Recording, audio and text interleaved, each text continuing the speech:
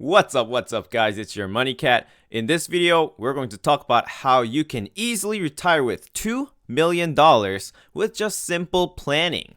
I wanted to talk about retirement because some time ago I ran across this little data chart and it scared me a little bit.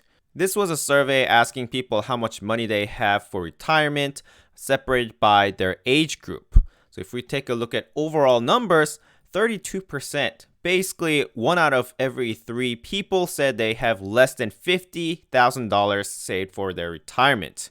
Now, you might say that it's the younger people who are early in their career that's increasing this number. But if you take a look at the 60 to 79-year-olds, the story doesn't get that much better. I mean, 28% of them have less than $50,000. And if we include people who have less than $100,000, which really isn't a lot for retirement, then that number jumps to 38%. And if you look at the 70 to 79-year-olds who probably would have liked to retire at least 5 years prior to this, 33% of them have less than 100K for their retirement. So I wanted to talk about how easily you can retire with around $2 million with the right planning. Now, the plan is based on certain numbers that I've selected, but I selected them for a good reason. I didn't just pull them out of my butt. So stay tuned and I'll explain exactly why those numbers were selected and why that it's achievable. First, let's talk about the good stuff. This is a compound interest calculator. You can just Google it and you'll see a bunch of them in a list. But I like this one the best because it's simple. This is from a website, thecalculatorsite.com. I'll link this in the description box below so you can go directly to this. Now, let's put some numbers in and see what pops up.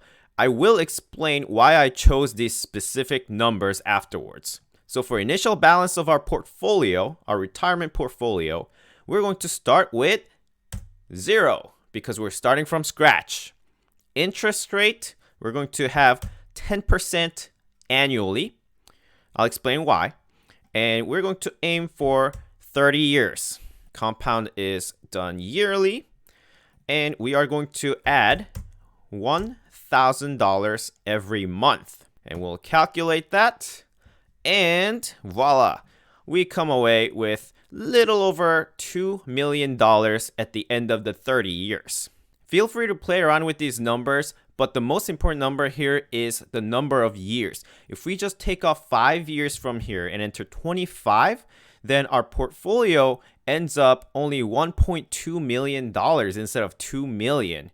So this applies the best to people who are in their early 20s or like mid 30s. If you are above that in the 40s, in the 50s, then you might have to switch around some numbers or come up with a slightly different strategy. So now let's talk about why I chose those specific numbers. First, why 10% yield? 10% annual yield because it is easily achievable just by investing in the S&P 500. This is a graph of annualized return on S&P 500 over every rolling 30-year period. This means that if you put your money in the S&P 500 in 1927 and held it to 1957 over a 30-year period, you get an annualized return of almost 11% per year. So just by looking at the graph, if we kind of see where the average is, I would say average is somewhere over here, nearly at 11%. Our aim is a little bit more conservative at 10% per year.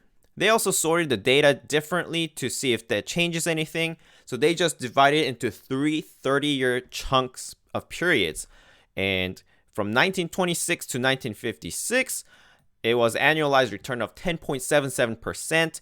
Then the next 30-year period, 1956 to 86, was 9.63%. And then 1986 to 2016 was at 9.99%. So if you average that out, I think that comes out to be a little bit over 10% per year annualized return. And the median value for all of this data was at 10.98% per year. I would say more recently, the stock market has gone up at a faster rate. So if you include the present data, I think the annualized return will be even higher than this 10.98%. This data is also part of the reason why I chose 30 years for the holding period. And also that currently I'm 32, and at the latest, I don't plan on working after I'm 60. So 28 years, 30 years, that was the closest kind of benchmark to select. Finally, why did I select $2 million as a goal? At $2 million, if you really wanted to, what you can do is dump all that into a more dividend portfolio and just live off of the dividends. So at $2 million, if you want to make a dividend portfolio, let's say your dividend yield is 3.5% annually, and that'll give you about $70,000 per year. So while $70,000 is not a huge amount, I think with that kind of money just coming in passively, you can live comfortably, especially if your mortgage is all paid off, if your cars are all paid off, and you don't really have that much expense going out. Now, I'm not saying that's what I would do, but if people chose that route, $2 million will give you a comfortable amount of money to live on without bleeding it off of your portfolio. So we talked about why 10% annual gain and why that's achievable, why 30 years. And the good thing is that you don't have to start with anything in the portfolio. We're starting with zero money. So the only roadblock might be this $1,000 per month deposit. Depending on your situation, I understand that this might be a hard number to deposit every month, especially if you have a family, especially if your job right now isn't paying that well. I think this is achievable if you want to hustle on the side.